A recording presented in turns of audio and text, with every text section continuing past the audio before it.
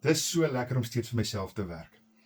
My naam is Andre, ek bly in Bloemfontein, ek is 'n pa, ek's 'n besigheidsmens en ek doen vergelykings. Nou net om te noem, ek het so onlangs 'n 21 jaar lange besigheid verkoop, so 'n jaar en 7 maande terug, en ek doen digitale bemarking. Nou daai vergelyking deel wat vir my so lekker is, wat ek so geniet is.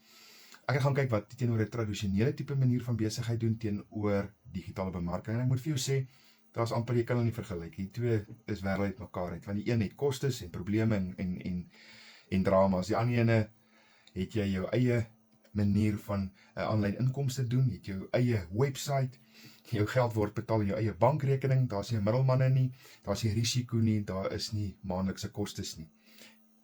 Trek dit jou aandag, kom ek vertel jou meer. Jy weet, kom ons vat gou 'n voorbeeld. Ek het nou 1 Junie, die eerste 4 dae in die eerste week van Junie het ek $1,400 gemaak. Mense, hier is 'n solide besigheid en daai geld is R22,700 plus en minus in my bankrekening in. Daar's nie kostes nie. Dit gebeur elke week. Dis wat dit so lekker maak om addisionele inkomste te hê wat vir jou help en wys. Jy weet, ek is 'n ou wat nogals glo aan ons verdien beter en daar's meer daar buite.